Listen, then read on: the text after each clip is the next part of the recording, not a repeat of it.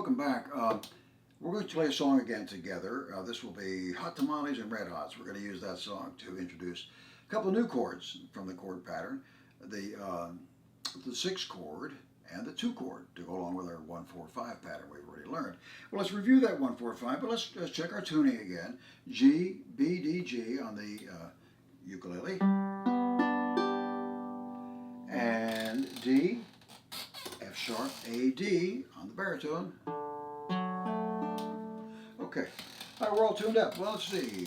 Quick review. Let's use the 1-4-5 pattern from Whim Away from the chorus. Whim away, whim away, whim away, whim away, whim away. All right. So on the ukuleles, that was open for the G.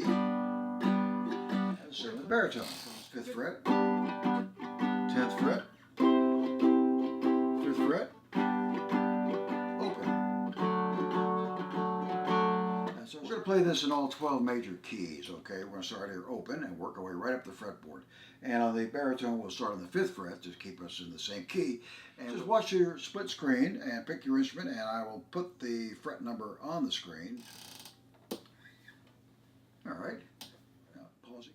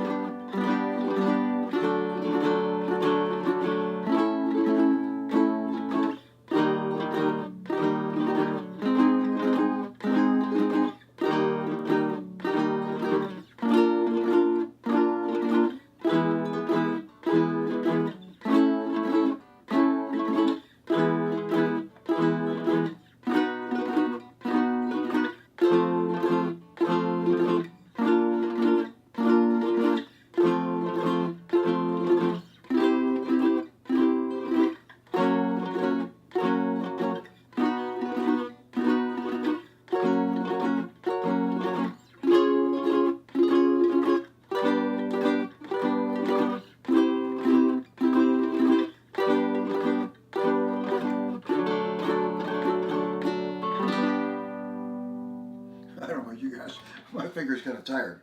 Okay, well, we reviewed the fact that there are 12 frets spanning an octave. Well, let's see, let's take a look at that term octo, the Latin prefix for 8. We're talking about an 8-note scale superimposed over 12-note scale. Well, okay, there are any number of scales that could be superimposed, and you could make one up yourself if you wanted, but the do-re-mi, the old familiar do-re-mi.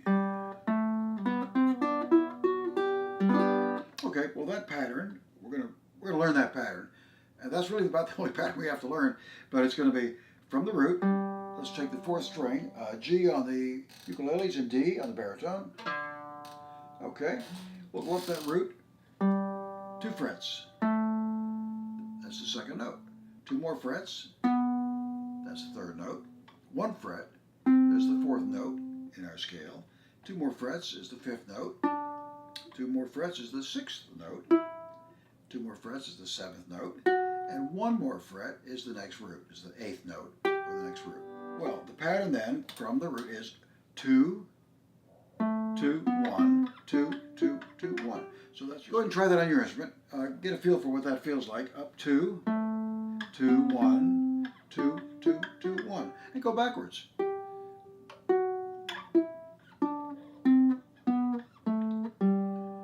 practice, this pattern will become much more familiar. It's just going to take a while to develop the visual memory. This is all visual method of playing. We use patterns. We'll see patterns. Let's make this a little tidier, more efficient. We have 4 strings. Let's use them all. So the same pattern going across the frets looks like this. From the root, it's 2, 2, 1, 2, 2, 2, 1.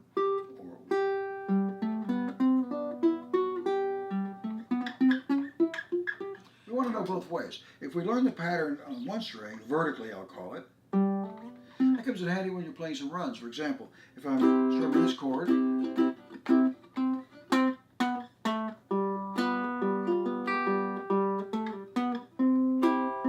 run is right on the scale.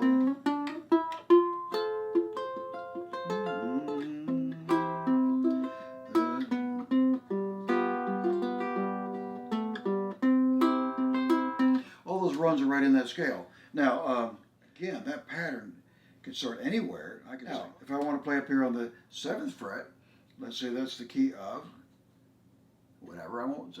I don't want to spoil the surprise. 7th fret, same pattern.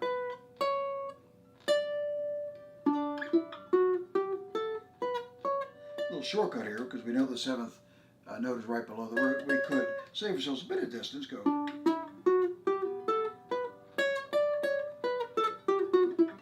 Go ahead and pause it and try that a few times.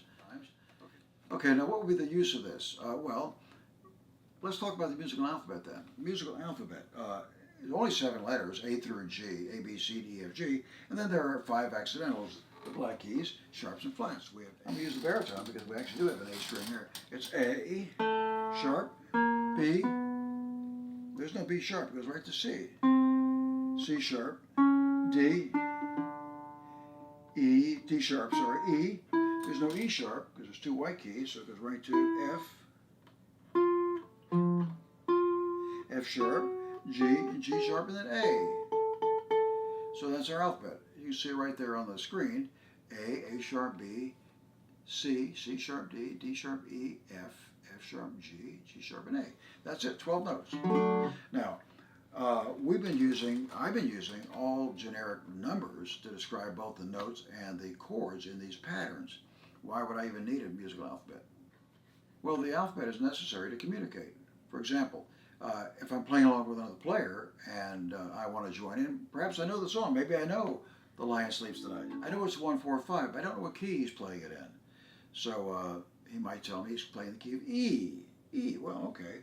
Well, the musical alphabet allows me to catch up with him. So this is D, D sharp, and E. Well, there we go. 2nd fret is E.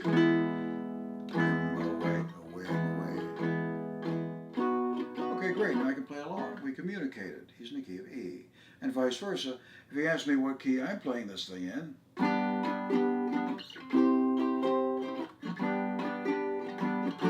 if I tell him on the 5th fret, that means nothing to him. So I have to, let's see, reverse engineer it here. Let's go D, E, F sharp, C. I'm sorry, G. F sharp, G. Oh, I'm in the key of G. And he went, well, what are the chords? When I have to tell him the chords, let's see, it goes G, A, B, C. Oh, okay, so the chords are G, C, G. Now I know this is open because I'm tuned with D, D. So those are my 3 chords. It's G, C, and D. Or I can use a handy device I was born with. G, A, B, C, D. G, C, and D. My 1, my 4, my 5 chord. 1, 2, 3, 4, 5. So the musical alphabet, primarily for communication between ourselves and other players, and from the sheet music to the instrument. It'll tell us what key we're in, what the first chord is, and we find it alphabetically on our fretboard. And then, of course, we know that we can find the melody right along the scale in that key. Okay, if the notes are not right on the scale, they'll be scale adjacent. They'll be right within a fret one way or the other.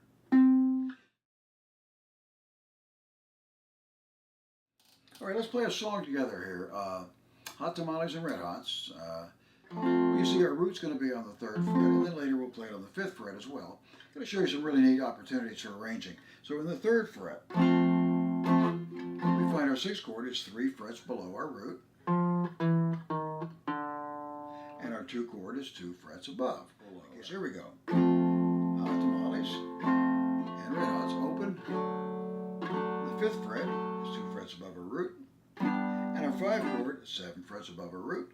That's 3 plus 7 is 10. 10, back to 3.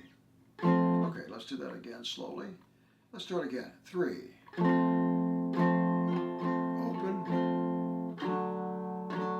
5. 10. 3.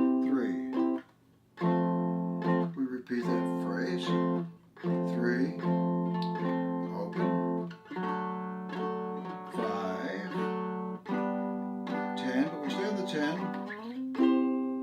Doesn't resolve. Now start the next line from the 3 chord. 8, that's our 4 chord. And repeat the refrain. 3, open. 5, 10, 3. All right, that's the basic structure. And on the 5th fret, very similar. Down 3. Up 2. Now our 5 chord is open this time. It's the 12th fret. It's 5 plus 7 is 12, or open.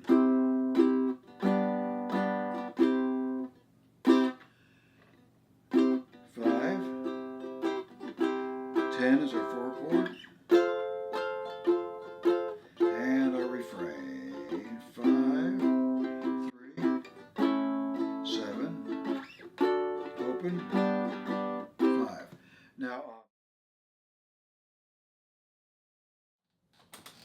Now we know we can play any one of 12 major chords with one finger. Any one of those 12 chords can be modified, again, with one finger to play sevenths, for example, by sliding our one finger up in pitch, up 3 frets, and plucking the 2 middle strings. So here's, for example, strings. And a minor, we got a couple of ways we can approximate a minor with one finger. The first and the simplest is probably the power chord. That's what the rock folks call power chord. We skip the 3rd string. That's the major third. That's what makes it a major chord. We skip it. We play 4, 2, and 1. That's an indeterminate chord. It's not really major or minor, but again, it'll pass for a minor in many cases. But now we have 2/3 of a true minor by going down 4 frets and plucking the 2 middle strings. We get 2/3 of a true minor chord.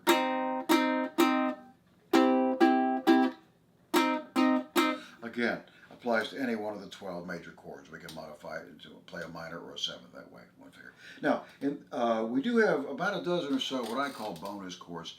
These are fixed chords. They're not movable, unlike the other chords we've been using. These are fixed in position. They're combinations of open and fretted or covered strings.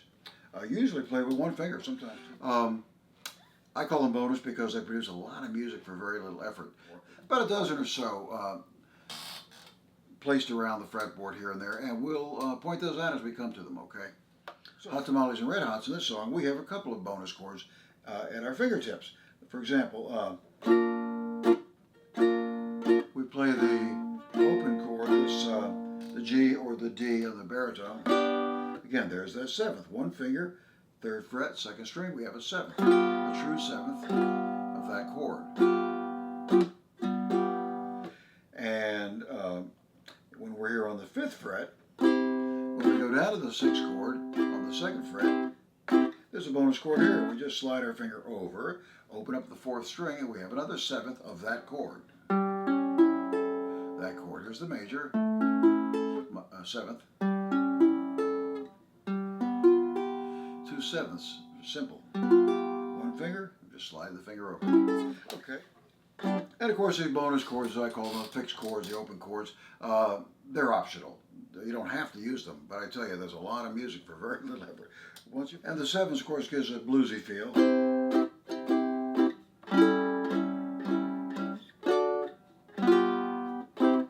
However, the 7ths and the majors harmonize.